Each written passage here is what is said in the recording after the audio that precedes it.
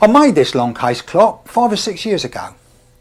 It's a very good example of the uses to which we woodworkers put planes. Apart from preparing all the framework with bench planes before making the joinery, and then of course toothing it before we lay the veneer, there's all these mouldings. This cornice mould, for instance, is done with circular planes, and you'll see that it is totally different from this moulding at the top of the waist. This is because we perceive mouldings by the light they reflect, and of course we're looking up into the cornice mould and we're looking directly at this mould at the top of the waist. At the bottom of the waist we've got another moulding which is almost identical to this one, but it's inverted because we look down into it. And then right at the very bottom we've got a plinth mould with a little ovolo on it. But apart from the mouldings, we've got rebates around the doors. We've got a rebate to hold the glass. And then last but not least, we've got grooves to hold the panels. So you will see there are a multitude of purposes for which we require planes. So let's go into my workshop and look at some.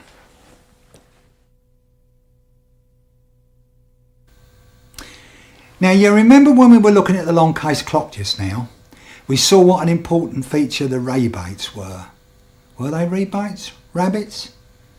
Well, quite honestly, they're neither really, because the name is a corruption of the French word rebot, which is French for plane. Now, let's really look at that rabbit again. Let's look at a really big one. This is the sill of a sash window frame. It's bedded on the outside wall, represented by this red. Here is the mortar that the frame's bedded on, and the frame has a little groove in it here, look, for the mortar to squeeze up into, so that we don't, when the sill shrinks, we don't get a straight hole right through here. Here on this rebate we've got a little slope which is called the weathering. That's to throw the rain off, and it runs down here, and to stop the rain running back under here, it gets as far as here and it won't go uphill, so it forms in here and then drips off. We've got a similar thing here to stop the rain blowing up the front of the window. Here is the rebate that the actual sash fits down into, and again we've got a little check groove here, look. Over the top here we've got a groove for the ventilating bead. Then we've got a little piece of ornamental stuff really. This is a little Roman ovolo, just to take the hard corner of the sill off indoors. Down here we've got a groove for the window board. So we have all those features. And then when we put the sash in down here, this is the bottom rail of the sash, look, which fits in that rebate. It has a little capillary groove here to stop the water going back here through capillary attraction. It has a rebate here for the glass and putty. It's got a Grecian ovolo on the inside here. The difference between the two ovolos, you'll notice, the Grecian is part of an ellipse and the Roman is part of a circle.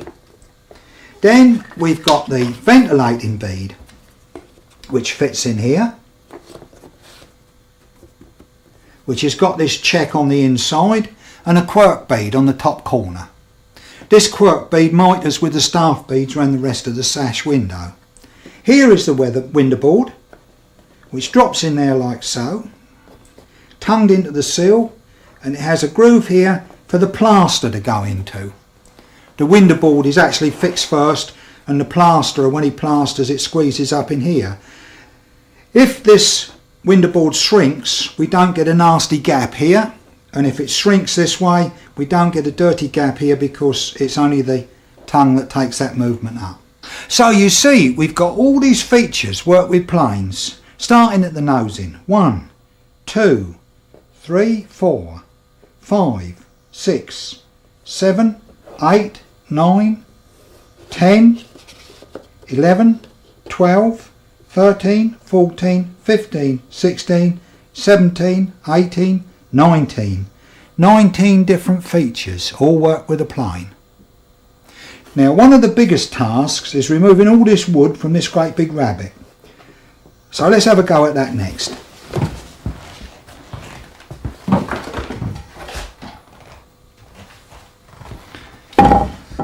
Of course, the sill would probably be hardwood, which would make our life even more difficult.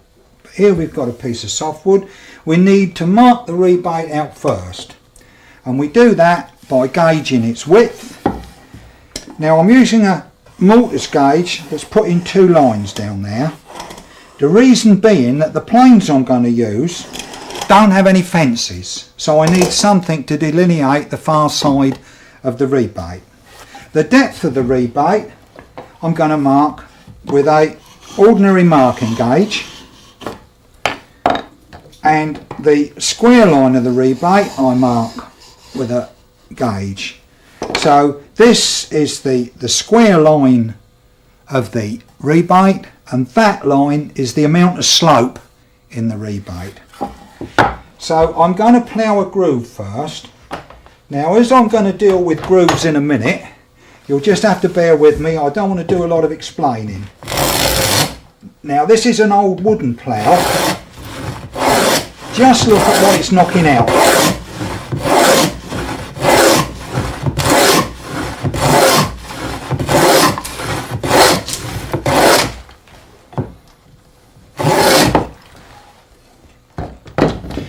Now we can take some hefty shavings with this wooden badger.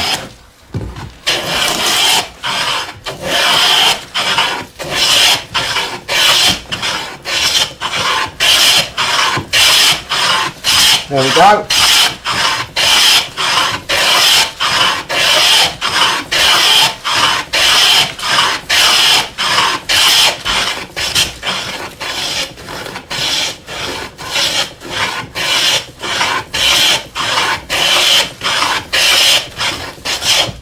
In actual fact, we can take a little bit more with that. Let's have a dockyard sharp. That's better.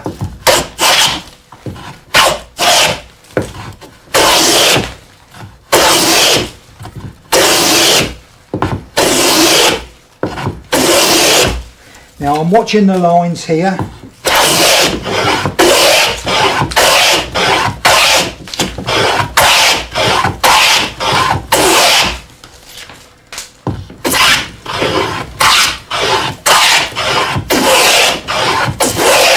These big old thick shavings make a most satisfying sound.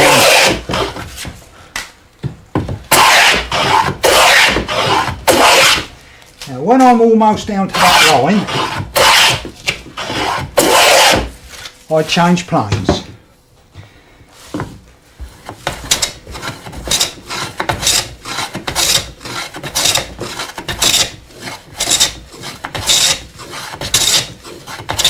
There we are. Now I need to put the weathering on. So that's it, the rebate square. Now I'm going to plane the slope onto it.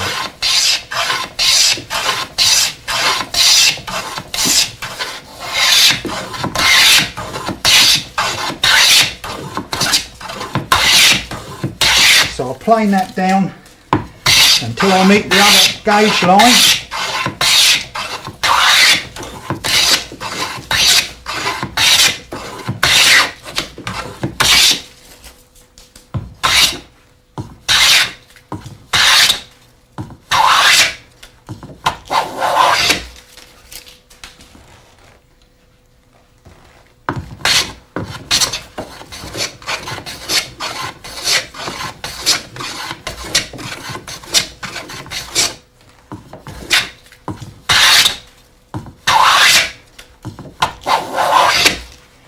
flat surface down to the gauge line.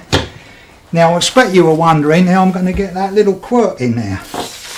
Well, it's this funny little plane, and that works the throat, and it runs in there like that.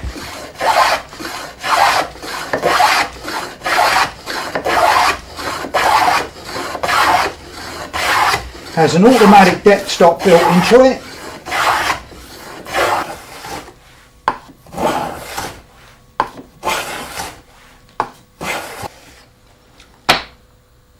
Now there's a wide rabbet with weathering and a throating. Well, what happens when we want to work much smaller rabbets, where we don't need that groove to start with? Let's look at that next. Here's a piece of ordinary prepared wood with our face and face edge. And we've got a blue line down the back edge there, look. And we could work a rebate over here. Now, if we're working on the back side, because this is our face, the fence has got to run on here, but we've got a cut over there. So we use a tool called a sash fillister. There we are, the fence is running on the face. It's been set up. Here's the depth stop that's going to give us the actual depth.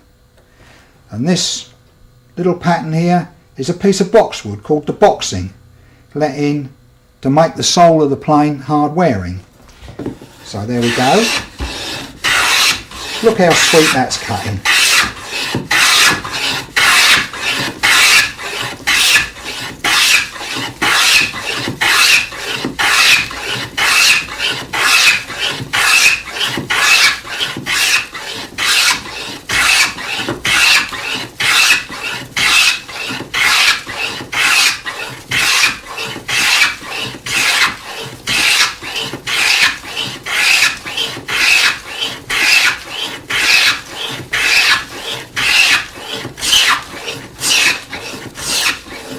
There we are.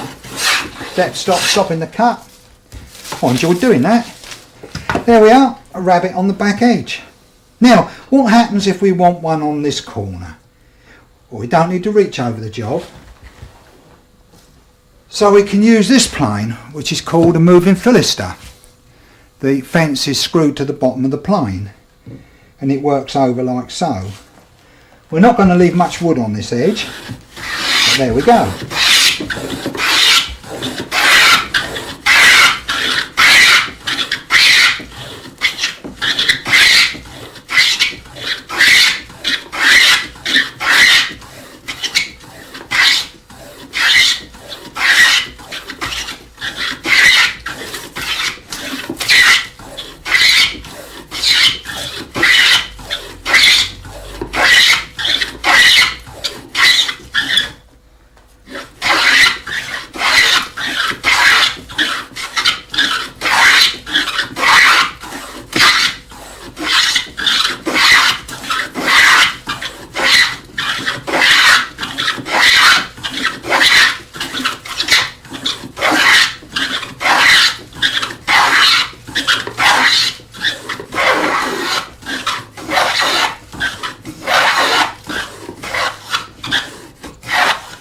Well, there we are. Now both of those operations could have been done with a metal tool like this. But you saw how sweet those wooden planes run on there, and I love using them. So it's wooden planes for me, but you can buy one of these down at the local ironmongers. So there we are, rabbet on both edges.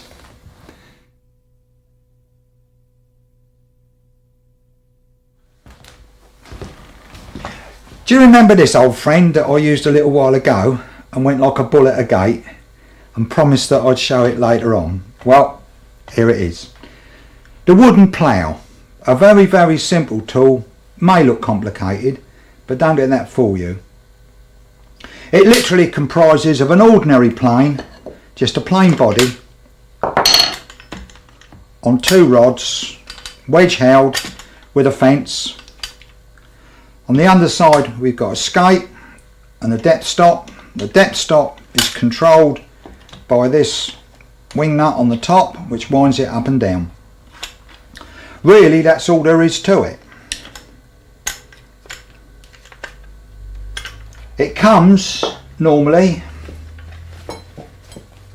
with a set of 8 irons. They're numbered 1 to 8. The 8 is a 1/2 inch. The 1 is an 1/8. If you turn them over, you'll see they've all got a little groove up the back. How do we put these irons in the plane? Well, we have to take it out first. Now this applies to all wooden planes, well, nearly all wooden planes. To take an iron out, you drive it in. You'll notice that the irons are wedge shaped. So it's pretty logical. If you bang them in, they're loose and you can pull the wedge out with your fingers. You don't have to bang this part with a hammer.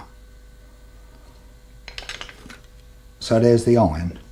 Now if we look underneath at the skate, this back skate has got a little V on the front of it, and that V fits in this groove that's up the centre of the back of most of the irons. So when we put the iron in, you'll see that it automatically centres on the skate. That groove locates the iron.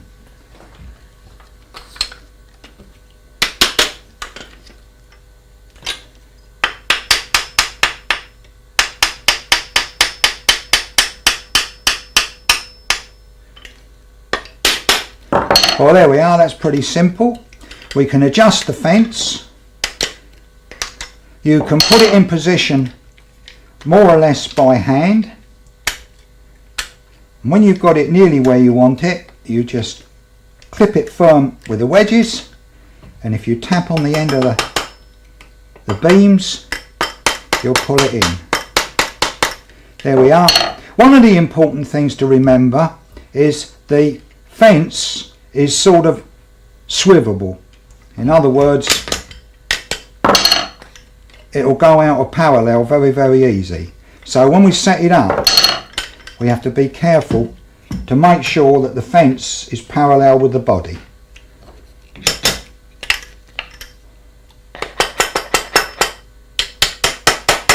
There we are. Adjust the depth. And there we are, ready to use. Let's get these out of the way.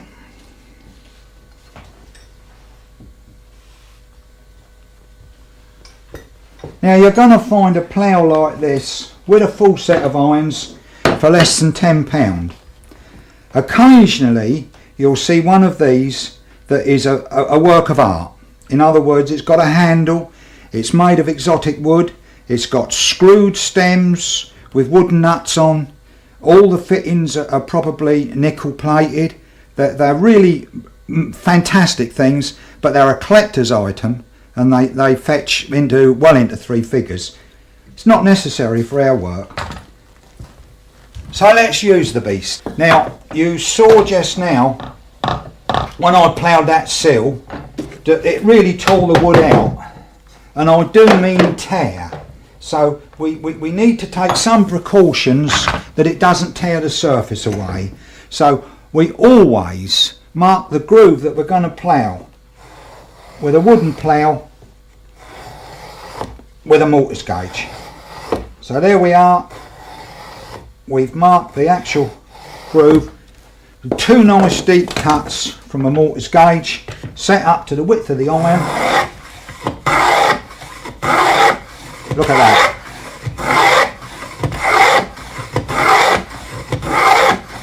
There we go. There we are, down to the depth stop. Now look at that. How long did that take? We've got a tool, a set of irons, 8 different widths, and we can work a groove in that length of time, almost as quick, if not quicker, than an electric router. And what have we spent? Less than the cost of 1 electric router cutter. And we didn't have any noise or dust. Okay, that's quite a crude tool. Now what do we do when we want something sort of precise and pedantic? Well, we can go down to this little fella. This was made originally by Record.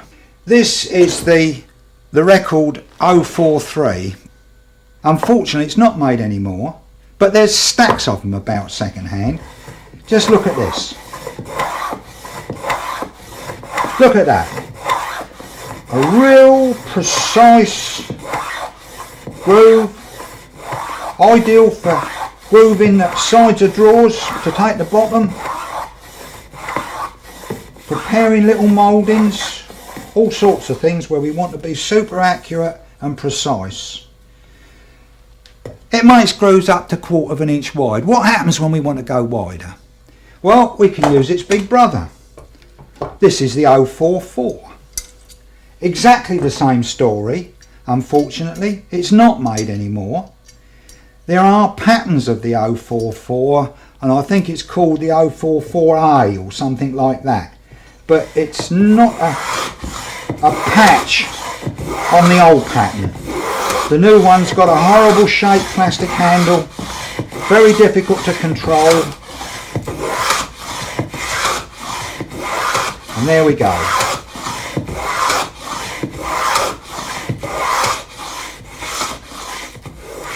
So there we are, 3 grooves. Well, that's fine, but we've got specific sizes of irons. Now, unfortunately, suppose we were going to put a ply panel in one of these grooves.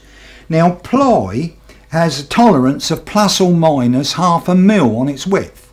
So we might not have an iron that fits the ply perfectly. So suppose we're putting a panel in, the panel could be loose for one plough iron, or wouldn't go in another one. So we're in a fix. Well, there's a tool to make these grooves wider. You previously saw this, which I said I'd picked up because the guy didn't know what it was. I prefer the pair. These are a left and right hand side rebate. And what they do, they actually take a shaving off the side of the groove. So we can actually widen the groove one shaving at a time.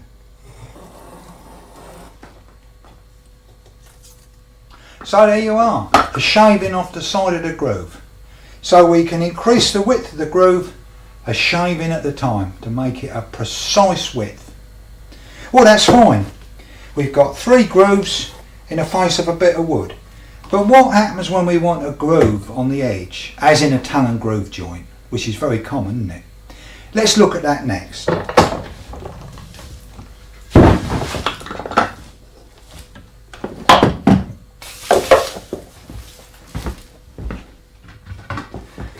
Here's one of our boards, look.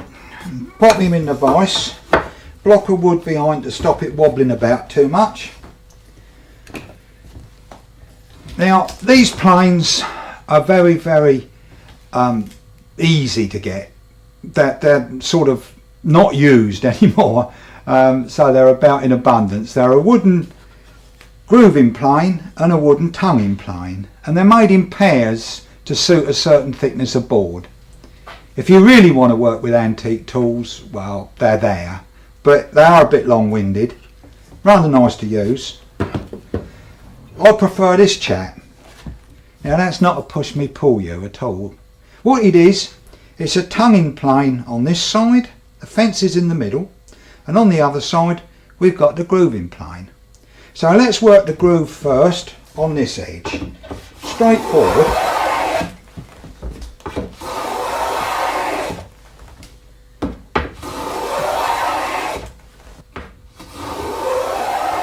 The plane stops automatically when the groove has reached the required depth.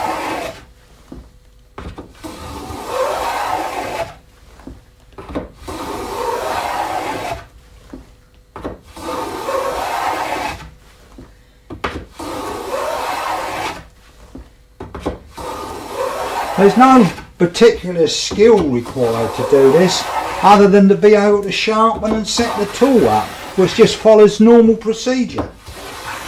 So there we are, we've just about reached the, there we are, full depth groove. That's the groove.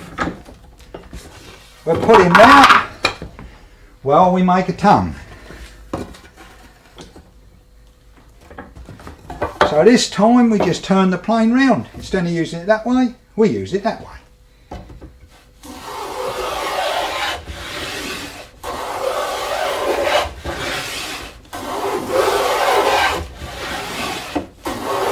You can begin to see the tongue forming.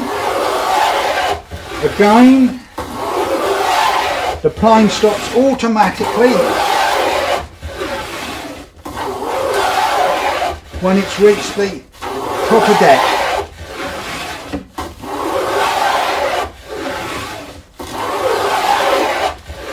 I find this very satisfying, taking these shavings off like this.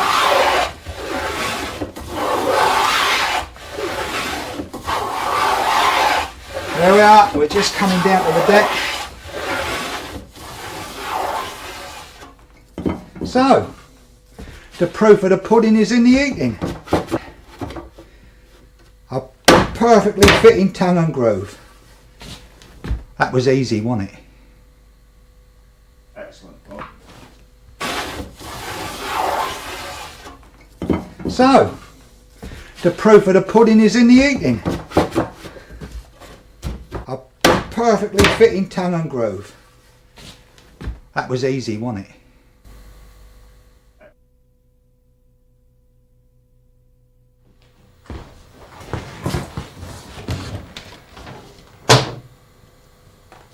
Well, there you are, some of my moulding planes. I suppose you could say I'm lucky. I inherited a lot of them. My family are all woodworkers. In fact, old Granny Gadd used to say we've been woodworkers since Noah built the ark. Anyway, there we are. Along the top, there's some pretty big nondescript ones. Here we've got rounds and hollows. Now, let's get one thing straight before we go any farther. This is a round. And this is a hollow. In other words, the name of the plane is the shape of the sole, not the shape of the moulding it cuts, which a lot of people get muddled up with because all the other moulding planes are named by the shape of the moulding. So here are ovulos, mainly sash ovulos. Here I've got some odds and sods, but these are all OGs. Quirk beads through to there, and then some astragals and other various things like dust-proof case planes and so on. Now most of those planes you can find at car boot sale or junk sale, and in some marketplaces you get a stall holder that sells old tools. But don't be fooled. You need only pay from £1.50 to £5. More than £5 is out of the question. There are certain planes that are stamped with a name that collectors are looking for, and they'll pay the earth, but you don't need those. You may find a plane with 2 irons. That's quite useful because it's much easier to shape the irons to fit the sole and to adjust the plane, but of course these are going to cost you a bob or two more. You may find a biggie like this. It's not worth buying, quite frankly. You can do all that this does with hollows and rounds. This takes so much energy to push, so much trouble to sharpen and shape accurately, that it's just not worth it. You may even find a plane, a moulding plane, as big as this jack plane. In fact, it will look just like a jack plane, except it will have a shaped sole. Now that dates back to years ago when they worked cornices with this whacking great plane. But the problem was that it was too much for one craftsman to push and control. So what did they do? They bored a hole through the front of the plane here, put a knot of sash cord through it, and the poor old apprentice had to pull the plane. So he put his foot against the end of the bench and pulled, and the craftsman held the plane onto the job. But if the apprentice pulled crooked and pulled the plane off of the job, he got his ears boxed, probably with a bit of fall too. Anyway, let's take a plane to the bench and make it work.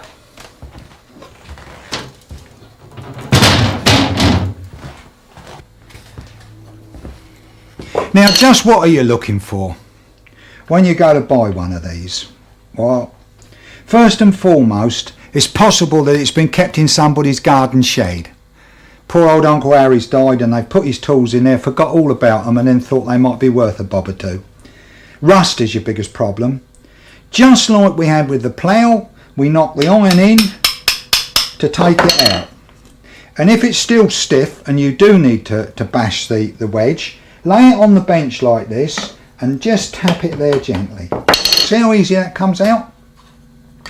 Now what are we looking for? Well, first let's inspect the iron. Is it nice and shiny here? In other words, if it's really rust pitted, and if you can't get the wedge off the iron because it's stuck on there with rust, forget it. But if it's reasonable and it's only surface rust and you can get that off easy, it's a goer. You want a reasonable length of iron left here. You know, you want to be able to use it and sharpen it, and this is going to get shorter as you sharpen it. Not a lot, but you'll find some old planes are right down on their last unkers. Leave them alone. You do need a good iron. That is most important. Let's look at the body. Now, first and foremost, you'll notice that the medullary rays on the end of the actual plane body are almost vertical. They're at 90 degrees to the sole. This means it was cut radially from the tree, and the wood, when it expands and contracts, will expand and contract evenly. It won't twist and warp. The next problem is, if you look at the plane's body very carefully, you'll see that all of this side has been cut away. Right across, you've only got this tiddling little bit of wood that's keeping the front to the back of the plane. Now, if this has been banged in tight, and it's been in the garden shed in the damp, and all of this is expanded, this here, because it's cut, moves, and this can't. So you've got a banana shaped plane. Well, if it's gone far, it's just not worth touching, leave it alone. So the things to look for is the truth of the plane, the state of the iron. Don't matter about the wedge, because any woodworker can make a wedge. And somebody along the line, 10 to 1, has tried to bash it out by just banging here. May even have broke the top of the wedge off. Okay, if the rest of it looks good, you may even have to drill what remains of the wedge to get it out. But you've got yourself a plane. Now, one of the problems, of course, is the beast has got to be sharpened. And look at that. Doesn't need sharpening all that often, because let's face it, you don't plane all day long with a moulding plane, but it needs sharpening, and you will need some shaped slipstones. I find these stones that are called engineer stone files are very, very useful, because they're fitting all of these little shapes. Now, providing the sole of the plane is in good condition, you must keep the iron the exact shape of the sole. So as you sharpen it and you rub little bits away, you need to keep trying the iron back in like that and sighting down the plane just as I am now to see that this iron is exactly the shape of the sole. You never, never, never alter the sole of the plane to fit an iron that you've shaped out of shape. You can see what would happen. You start with an ovolo and end up with a scotia otherwise. So there we are. You've got your plane. Let's look at some of the uses we can give. Now, you remember I said that this was cut radially out of the tree and we looked for these medullary rays? Well, that meant that the planes had to be cut out the tree sort of like this, and all the wood between it was wasted. So the wood was quite expensive. And the plane makers wanted to make the plane body as narrow as possible. And they've got a little wheeze to do this. If you think about it, if you cut the plane body square across there at 90 degrees, the sole is only the width of the body. But if you cut it at an angle like that, the sole is now that width. But of course the plane would have to work on the job at that angle. And there are a lot of moulding planes made like that. This angle is called the springing. So let's look at that next, and we'll look at a small moulding plane that can work a moulding for us. Here we've got a pretty little lamb's tongue. It's got boxwood for a sole. You can see the boxing in here. Quite a nice plane. You can see the medullary rays actually on the surface of the plane this time. They're bang on vertical, look. Ideal, exactly what we're looking for. And it goes on the job, but now of course we have to take account of this springing, which pulls it over like that. You can see the actual fence of the mould and if you push that against the job it will give you the springing angle. So there we go.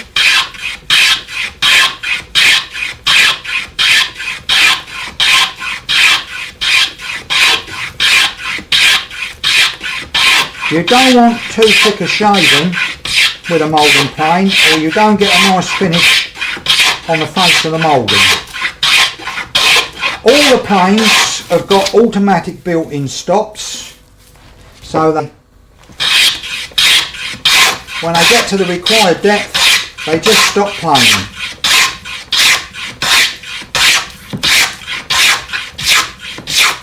It's much easier planing a long piece of wood with a moulding plane than it is a little short bit, because there's not a lot to hold the fence against. There we are. A lamb's tongue, and it's worked on the springing.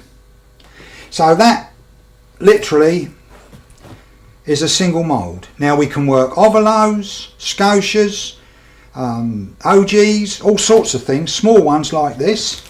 There's one plane that works square, one moulding plane, and if we go back to our old tongue and grooves board we can make a piece of matching out of it, and for that we would use a quirk bead, sometimes called an edge bead, and all it is, now that little groove there with the square bottom, that's the quirk. We've got some lovely names in woodwork. There we are. There we go, a little bead.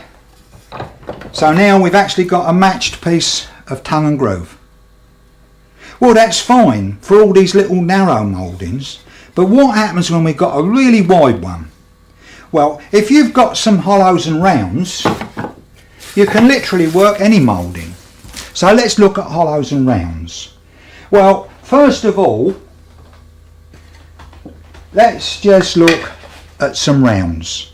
Here we've got the smallest round, and here we've got the biggest one. There are 18 hollows in a set, there are 18 rounds in a set. They were sometimes sold as half sets at 9 each.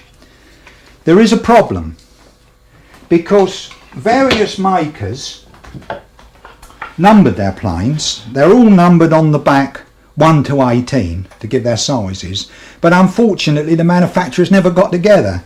So I've got two 14s here made by different manufacturers, and you'll see how much bigger this one is than that. So if you go shopping for hollows and rounds, don't go shopping for them by numbers that are missing out your set. Actually take some profiles by drawing on a piece of paper round the profile of the plane and take that with you. You don't need full sets. Depending on what sort of work you do, you'll know what you require after you've used them a few times. Now there's one other thing we need to look at, and that is the skew mouth. Now if you look at these two planes, you'll see that the mouth of this round is almost at 90 degrees to the side of the plane, and this one is at 45. Wow, I wonder why. Very difficult to explain. Probably the simile I'll give you now is the best way. Do you remember when you rode a bike up a hill? If you went from side to side, it was much easier because you literally flattened out the length of the hill just to get to the same height. Well, that happens with a skew mouth. With a square mouth, the shaving comes up straight and straight up the iron and out the top. With a skew mouth, it comes off and comes up the iron at an angle. So literally it flattens out the steepness of the iron, therefore it's easier to push. Not only that, it doesn't tear the wood quite as much. So if you look at the old toolmakers catalogues, you find this cost a few more bob than that, and it was more desirable, of course. So giving these hollows and rounds, it means we can work any moulding. Well, how do we go about that? Well, I've made this little model, look, just to try and make the matter clearer. Now, If you look at this,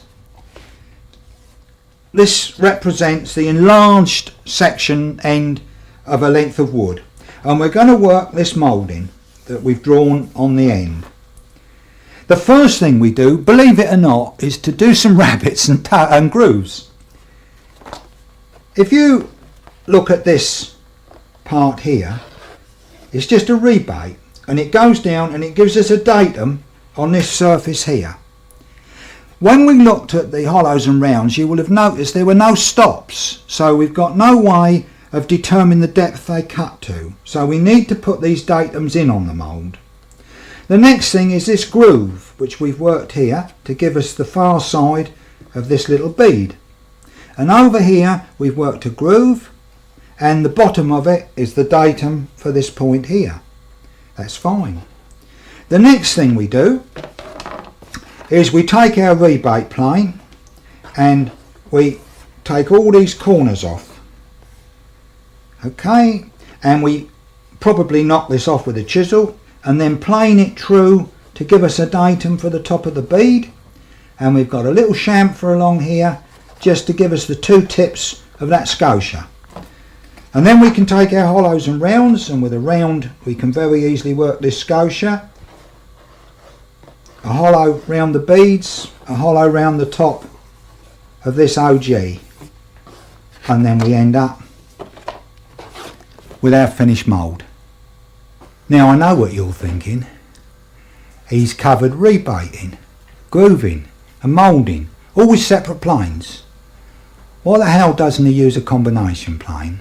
Well, yeah, there are combination planes. I've got a 45 and a 55 and they're very good tools. But let's face it, you need a driving test first before you can use them, and then an instruction manual, and quite frankly a video of this length is just not the place to cover them. I couldn't do them justice, it wouldn't be fair on the tools or to you, so I'm sorry I haven't covered the combination planes.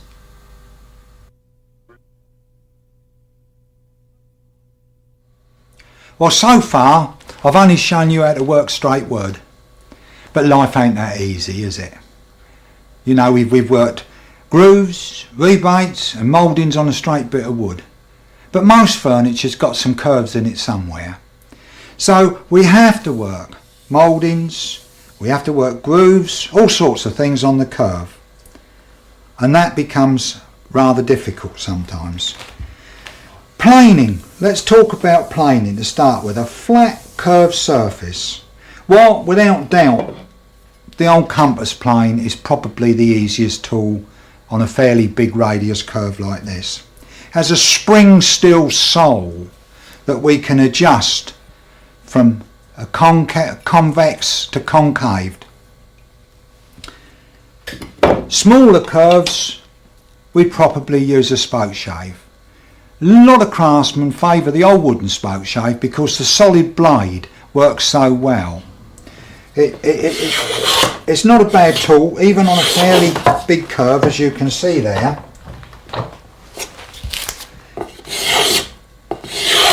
Now you probably noticed how that bit in at the bottom, just there.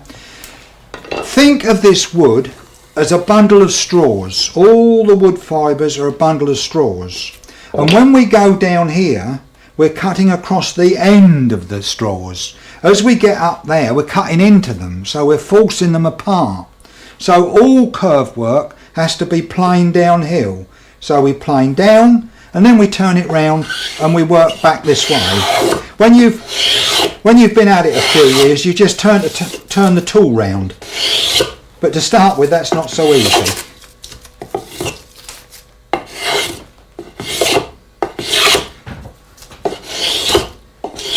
So the wooden spoke shave. Metal spoke shaves we try and get in pairs. One has a flat sole, the other one has a round sole. This is a nice pair of old Prestons with adjustable blades, but still spoke shaves are made to this day and they don't cost very much. They're more used on tighter curves than this, of course. The compass plane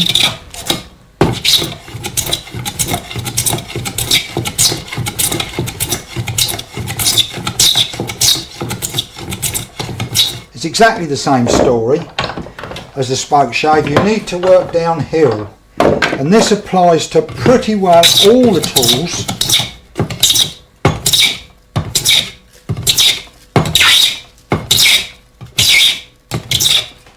We get a funny sort of shaving because it's semi-end grain. Well, that's flat surfaces. You can find old wooden compass planes with an adjustable front. They're quite useful in the workshop because you can alter them, actually plane the sole to fit a radius. So we tend in the trade to make our own. This I made years ago, and the sole has been altered, the radius of the sole, I forget how many times, just to fit different jobs. Eventually it will be so small and the mouth so wide it will just get thrown away. Here's a similar thing. Again, workshop made, but this time it's got two curves, one at the front and one at the side. So it was used for working a cove moulding on the circle. Rebates, well, quite simple.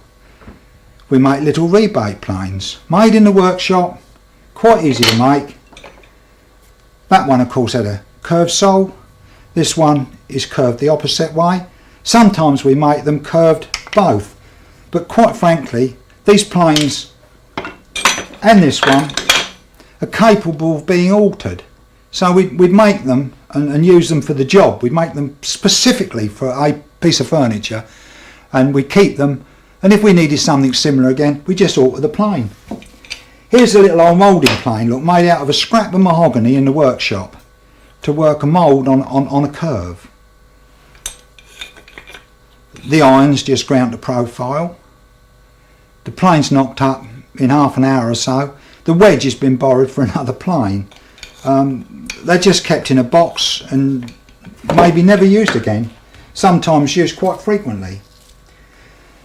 We saw that grooves and rebates were quite important when we're working mouldings. Well, that is so on the curve as well. You'll have noticed that there's a curved groove already worked around that piece of wood.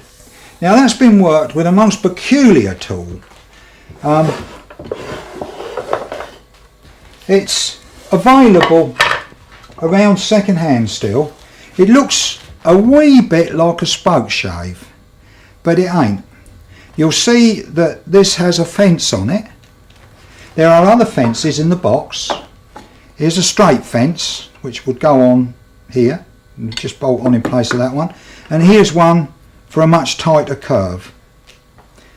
The cutter is a most peculiar thing, and this is the big problem looking for this tool second hand, is the cutter, because they wear out and there's stacks of these on the market with a worn out cutter and no spare cutters. The cutter is the width of the groove, but if you look at the side of it, it's a most peculiar looking thing. This front part has a little V worked in it, so it forms two little cutting spurs which hang down lower than this back part which forms the blade. So as the cutter goes along the wood, it scores two little grooves, and then the back part takes a shave in between the grooves. So as it has to cut across the grain quite often, it doesn't splinter wood out.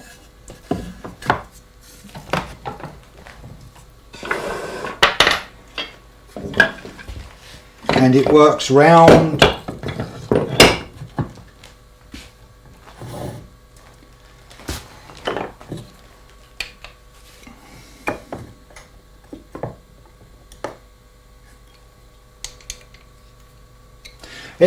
works around the wood like so. And we have to adjust the cutter in depth. We don't set the cutter to the full depth of the groove to start with. We set it shallow, and after each work round the curve,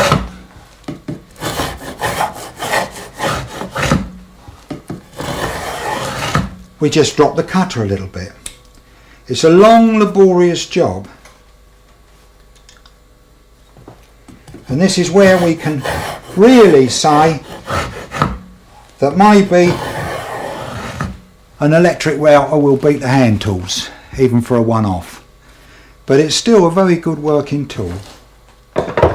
There are special tools made like this, and this is a circular bead.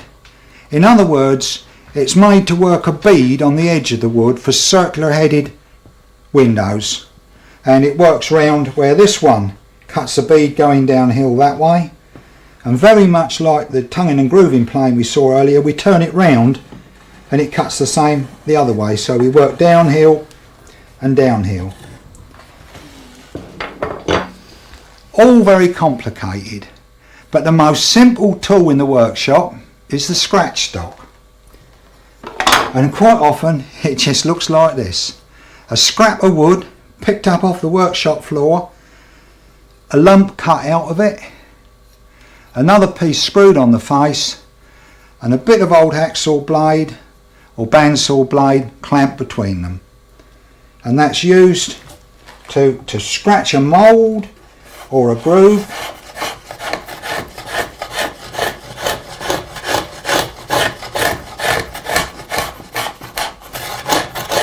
Now I've purposely got a bit of deal here, if you can call it deal. It's a bit of old cheap pinus elbow from the local do-it-yourself shop, and wood doesn't come ropier than that.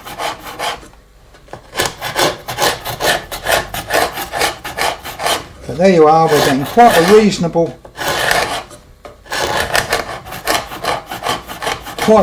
groove round there.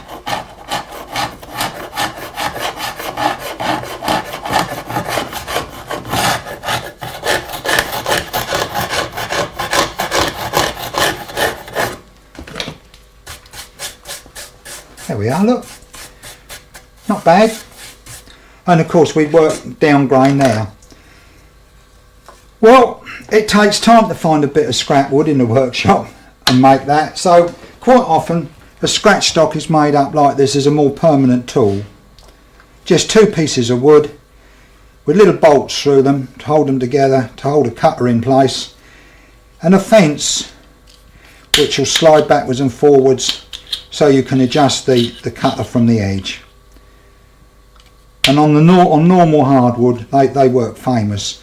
So you can make quite a few different little moulds with the scratch stock. Here we've got another one, slightly different pattern, which is much easier to hold where you're working into a tight cove. Here I've got a little bead, look, if it'll work on that.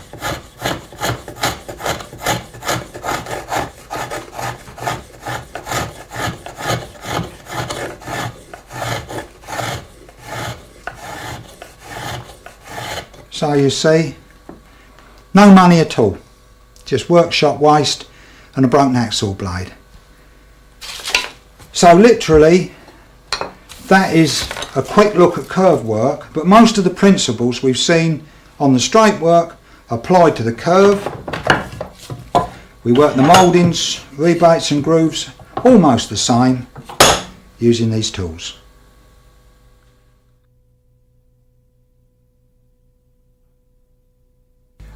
Having worked wood along the grain and sort of round the grain, we're going to work across the grain. Now, a task which appears in the workshop quite often is housing shelves into the side of a cupboard. You know, a bookcase, the shelves go across and they go into a groove across the sides of the cupboard. There are some wooden planes made that will work this. They look like this. They're called trenching planes. They have a little blade and two little spur cutters to sever the grain. Depth stops to stop them when they get to the depth of the housing. If you're given them, accept them, but I don't think they're worth buying. But this is a tool that was made by Stanley, frequently seen at second hand. It's a trenching plane. They're made in various widths. This is a 3/4 for 3/4 shelving. It has a skew mouth, 2 little spur cutters which are adjustable to sever the grain, and a depth stop again which is got a micro adjuster on it. It works against the straight edge. You need to clamp a straight edge across the job, and then it's just a question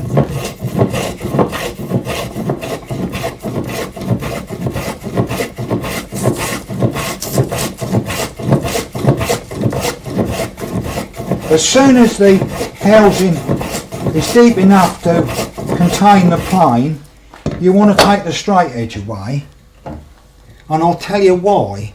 If you don't, you'll be bandaging your knuckles up, because you tend to hit the end of the straight edge with your knuckles at a certain point. And now away we go. And I haven't got the depth stop set very deep, because once you can see exactly how it works, a deep housing is done exactly the same as a shallow one. So there we are. With a little clean up, we've got ourselves a housing in the side of a bookcase. Well, that's one way of doing it, but there is another way, and probably a more often practiced way. We mark the shelf across the wood with a marking knife, measuring the width of the shelf, and we put ourselves another line. If you are not sure that you can saw square and straight, you may need to square these lines down the edge of the wood, but professionals have to do this so often that they learn to saw down square automatically, so we don't normally put lines on the ends here. You would, as I say, square down here. We don't need it.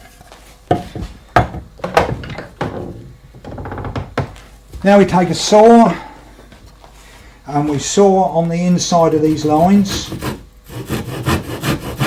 starting over the back first. You notice the saw is going in over that end of the wood first, and then as soon as it's got itself positioned nicely, we bring it down very, very slowly until the whole of the saw is running, and we take the saw cut down to our gauge lines, both front and back. Having done it that side of the housing, we do it on the other side. Exactly the same procedure again. Be careful not to go below your gauge lines, or you've got a nasty saw cut showing on the face of the work. Believe it or not, when cabinet makers worked on the book in London on piecework, if you showed a saw cut there on the end of dovetails, you got fined 6pence. That doesn't sound very much, but of course you only needed a few saw cuts and you've got £1. We can take this out across with a chisel. Don't go right across the work. If you do, you'll split the back out. So we turn the work round,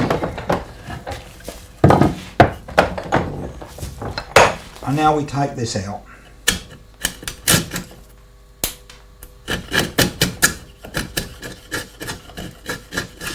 Now what we need now is to ensure that this bottom of the housing is the same depth right across.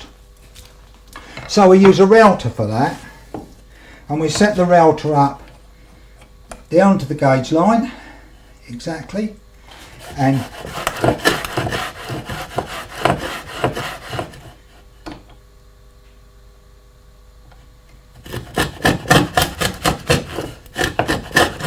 as with the chisel,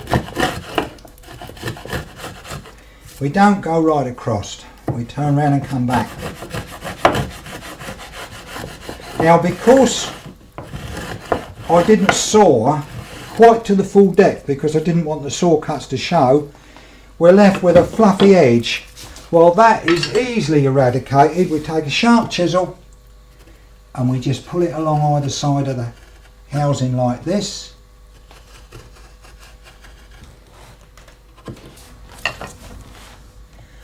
We can just clean that away like that.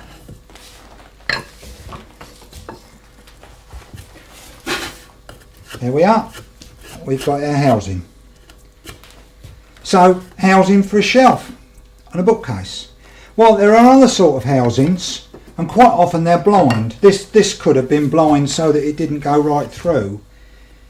In that case, we would have chopped a little box here first and then worked into it. A little bit like this.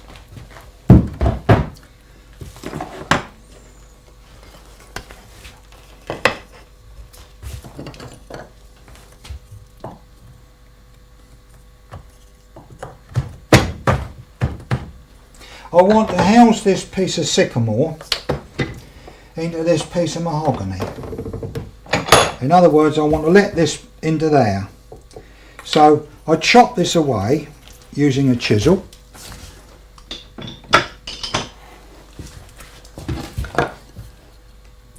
Now I know what a lot of you Western woodworkers are going to say. He's hitting his chisel with a hammer.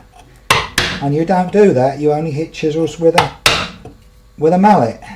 If you look carefully, you'll see that it's a Japanese chisel and a Japanese hammer. And I can assure you what I'm doing is the correct procedure. And until you've tried this and used these tools, you won't be able to understand the precision that this gives. It's entirely different to our Western way of woodworking. And I hate to say it, but it's far superior. So we've got down somewhere with the hammer and the chisel to there.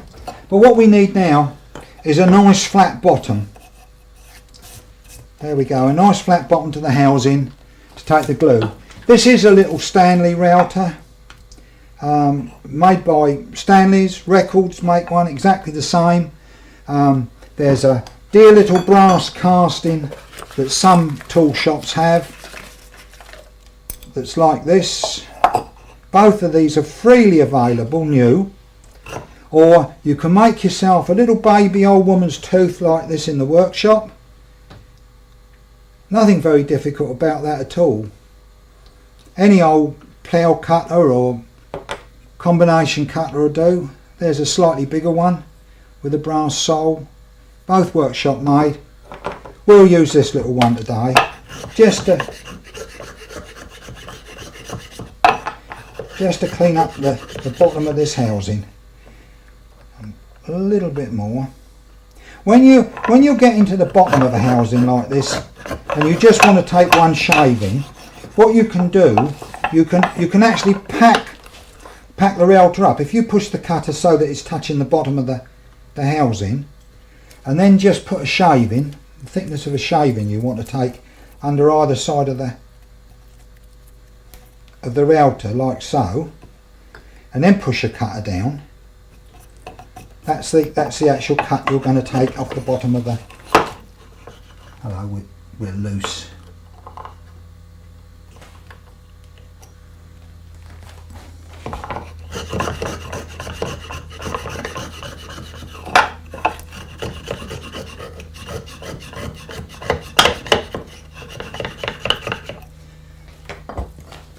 We'll just clean that up.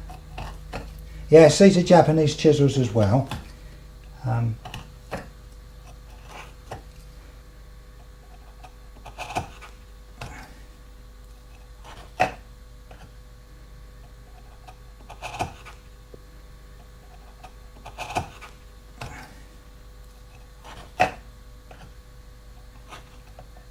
Make sure that we're clean absolutely into the corners.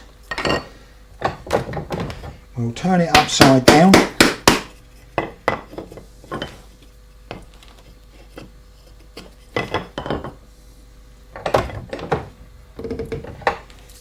And we'll put our piece of sycamore in the housing like so. And then we will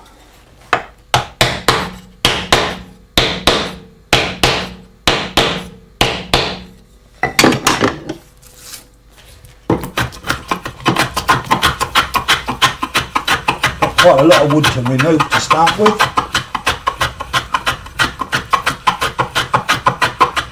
This is a piece of figured sycamore, so the grain's all over the shop. We're going to do a lot better the other way round.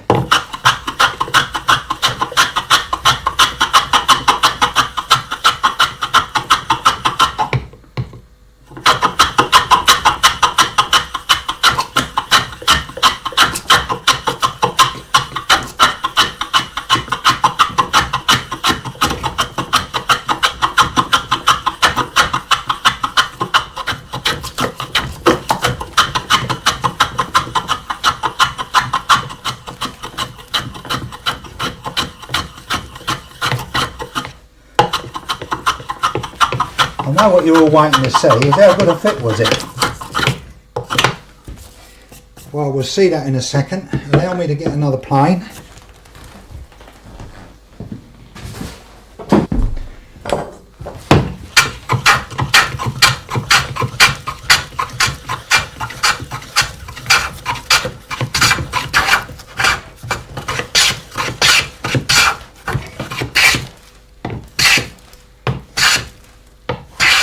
There we are, little white diamond of sycamore in a darker piece of mahogany.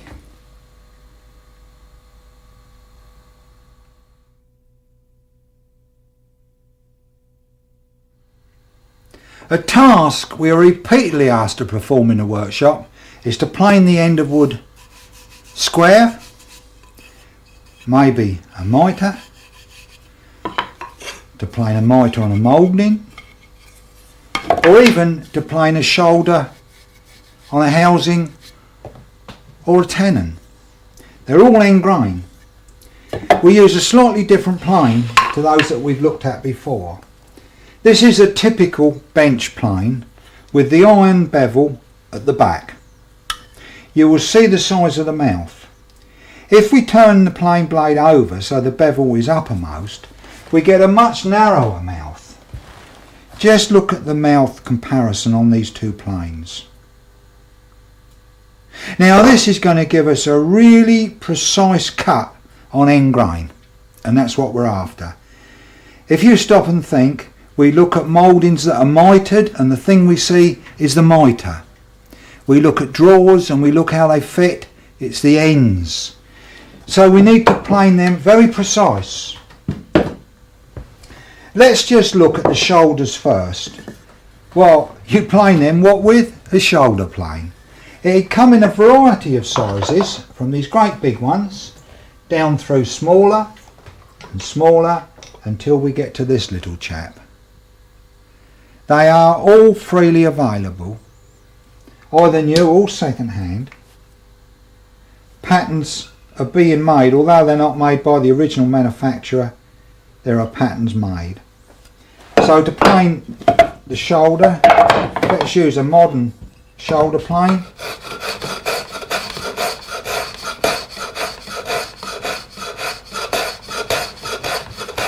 We don't get a very nice shaving on end grain, particularly softwood. This is an old shoulder plane by Thomas Norris of London. That's going to cost you a bob or two, but it certainly works a lot better than the modern ones.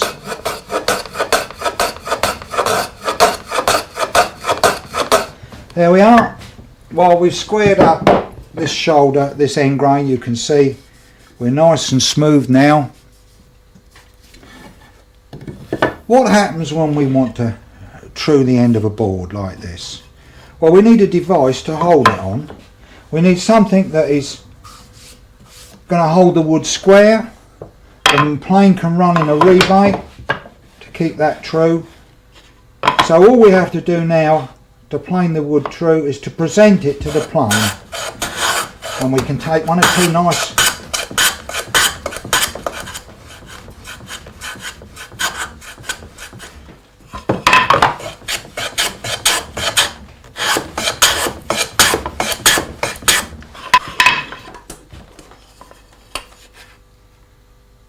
well, there we are, look, nice and square. Well, that's fine. This is square both ways. What happens when we want to true a mitre, as we've got on the end of this board? Well, we need another device.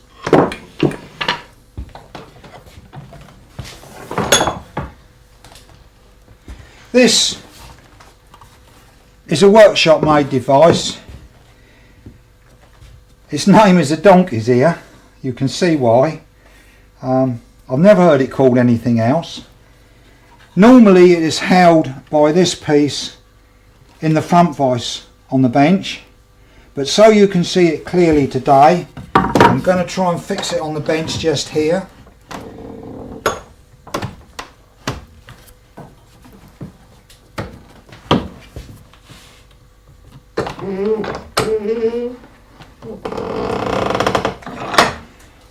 And the workpiece sits against the ear like that, and we run the mitre plane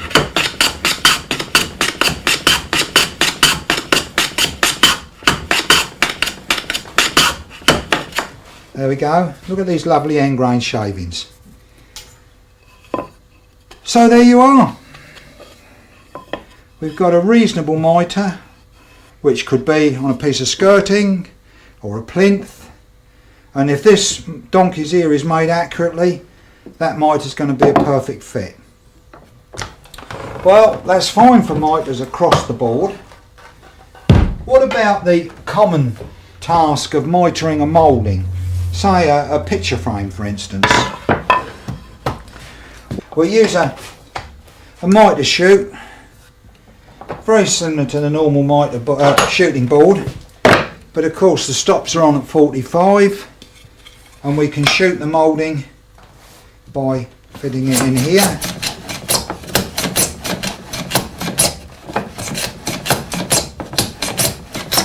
So we shoot the mitre. So the converse has to be shot on the other side of the board, like that. Well, that's fine. There is another device, quite an old-fashioned tool. I made this one. If you've got a screw box and a tap, you can make one as well, because the only bit that's difficult is this wooden thread. You will see that literally it's a clamp that holds the work, and if we put the work in here and clamp it up like so, it can sit on the bench like this, and we've got a lovely flat surface, and we can plane our mitre true with our block plane. We have to be careful not to plane the device as I have there, or of course it goes out of true, and then the whole thing needs refurbishing. We can also use this tool another way. Suppose we require to square the end of something up, we can clamp it in here, stick it on the bench like so, and by planing this, of course, we true this up to 90 degrees. So that's the mitre screw. There we go. Now I'm going to show you a device which is a copy with a few modifications of the Stanley shooting board, the number 51, 52 shooting board and plane. Unusual tool, but very, very accurate and much sought after. I couldn't afford to buy one, so I made this. Now that might seem a tall order, you know, make it. A woodworker, what, all this metal work? Well, believe me, it's not that difficult, and I'm not conning you, it is not that difficult. This is a piece of wood. In engineers' terms, it is a pattern. In other words, it is this piece of bronze casting made out of wood. Now, it's not all that difficult for a woodworker to make something like this. The only thing to remember is that it's been moulded in sand up that way, so every part must have a slight taper on it so it can be pulled out of the sand. And you take it to a foundry, and you only need to look in the yellow pages for a foundry, and they will cast you a piece of bronze which is identical to this. The frog is a standard Stanley replacement frog from the ironmongers. The handles are a bit of walnut. The quadrant here is exactly the same as the plane itself. It was a wooden pattern cast. The engraving I paid a local engineering firm to do for me, and they also took this piece of inch plate steel and milled a rebate in it for me. And this stop is just an ordinary piece of inch by half bright steel bolted on, and it contains the plane so that it can't move out of accuracy. So you will see that when we shoot a moulding, look at that, absolute ease. It's got to be at 45, you can't help it. So there is one.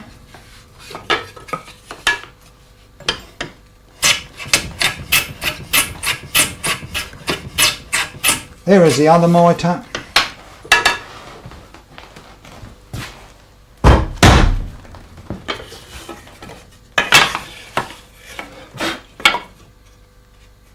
Just look at that. Look at that. 2 fits like that would kill a horse.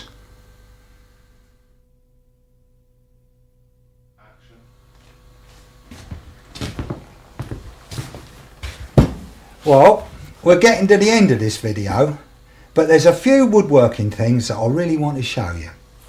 This is one of them.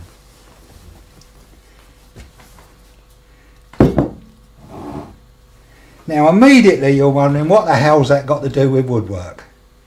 Well, believe it or not, I worked as a model and pattern maker for a while, and this was one of my last jobs. This is the model head that is used on a dummy. And these dummies are used for a variety of reasons. They fire them out of aircraft to test ejection seats.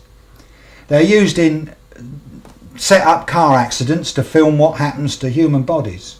And it's important that they are the exact size and shape of the average person. They are exactly the weight of a human head. So what they've done, they took 1,000 soldiers and they measured them at all points very, very accurately from 3 axes. From an axis here, a plane here and one here. So all the dimensions here are very, very accurate. And these are given, and this had to be made out of lime, which was then cast with an amount of metal to be the exact weight. So there he is. Well, when we've got to do something like that, what tools are we going to use?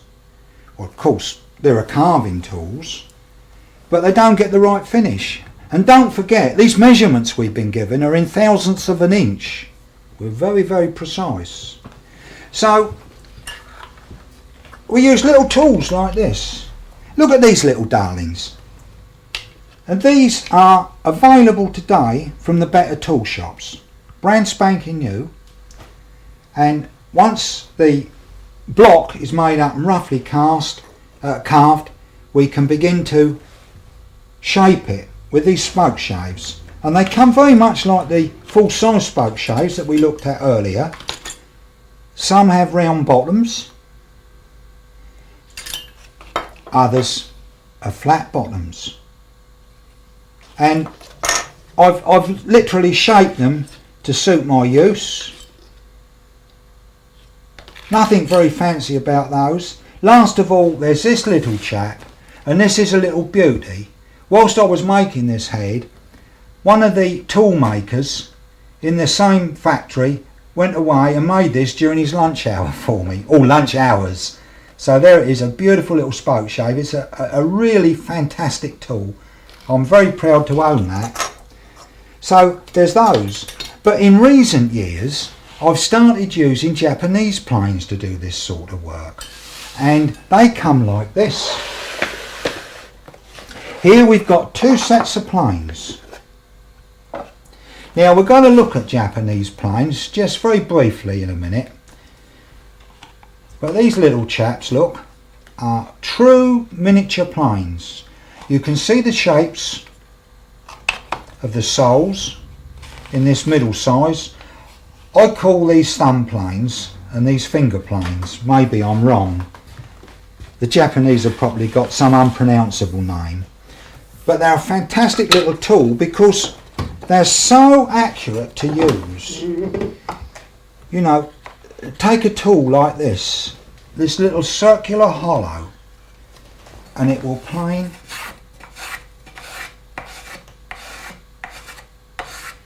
Look at this, the actual precision and the thickness of the shaving we can take. Now in the last 5 or 6 years I've gradually turned to using Japanese tools because of this quality and this precision more and more. And now I'm going to show you something I'm going to really enjoy doing, because I'm going to do my favourite workshop procedure. All of my life I've really enjoyed planing wood, but even more so now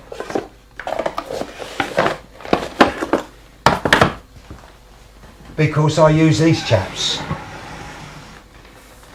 Now they may look really peculiar to you if you're not used to looking at Japanese tools. They're completely the opposite to everything we have. Let's just look at one in detail first. The wooden part looks very simple, but I can assure you it's very accurately made. It's called a die. The blade, as with all Japanese tools, is hollow ground and it's made from laminated steel. It fits in the die in these grooves. There is nothing to wedge it in. It fits perfectly in those grooves. So we adjust it very much as we do our own wooden planes until we're happy with it. And this part, which looked just like a wedge, it isn't. It's the back iron, believe it or not. And we adjust the back iron afterwards by putting it in there and advancing it to where we want it. Now, as with all simple things, it works absolutely perfectly. Let me show you a thing or two. Now this big chap would probably be akin to our jack plane, but the bottom isn't perfectly flat. It's been prepared with what we call a standing iron plane, and the plane has been scraped in this area and there and there. So the only part of the sole that touches the wood is here, here, here and here, again behind and there, and that reduces the friction. Something we've never thought about in this country. This is my polishing plane. This I am very honoured to have in actual fact, because the iron is made by a top Japanese swordsmith, a descendant from the swordsmiths. When the Emperor of Japan had trouble with the samurai in about 1885, he banned the wearing of swords, and the poor old swordsmiths were out of work overnight, and of course they turned to making woodworking tools. And the Sadahide family are very renowned, and this gentleman is in his late 80s that made this iron. He makes at least 19 irons to get one. He throws the 18 away. The Emperor of Japan was so impressed by this man that he gave him a special award, which is the Living Treasure of Japan. So I'm very honoured to have that plane. This is my roughing plane. So now let's just put them to use.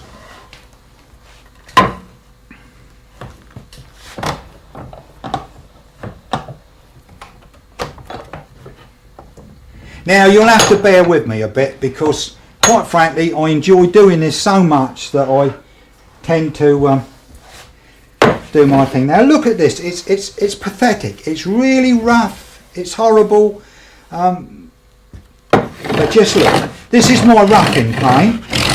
Notice it's a Japanese plane, I'm pulling it towards me. Look at that, look at what's appearing.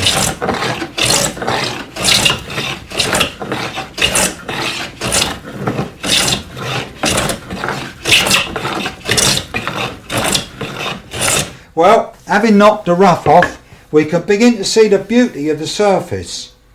Now, have you ever considered when you're playing a bit of wood that there is being revealed for the first time ever? You're the first person to ever see that piece of wood and to see its beauty. Now we're truing it.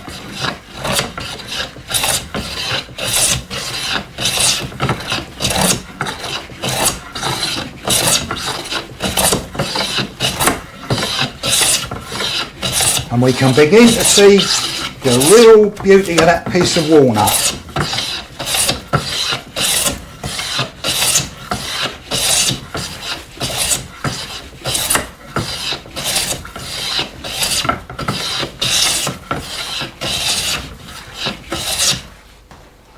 And last, we come to the polishing plane. This is fantastic. The die for this plane, I've got to tell you, the wood that made that was hung for 10 years in a charcoal kiln. It's made by a special die maker who only makes dies for Chisoro Sadahide. Look at that.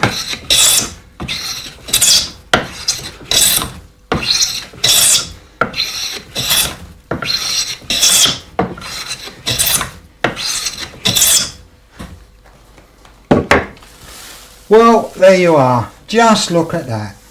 Real beauty. Unfortunately, there's something I can't do on a video. You can't come and feel the surface of that piece of wood. But it's beautiful. Not only is it beautiful to look at, it's beautiful to touch. Now I ask you, can anything in life be better than that?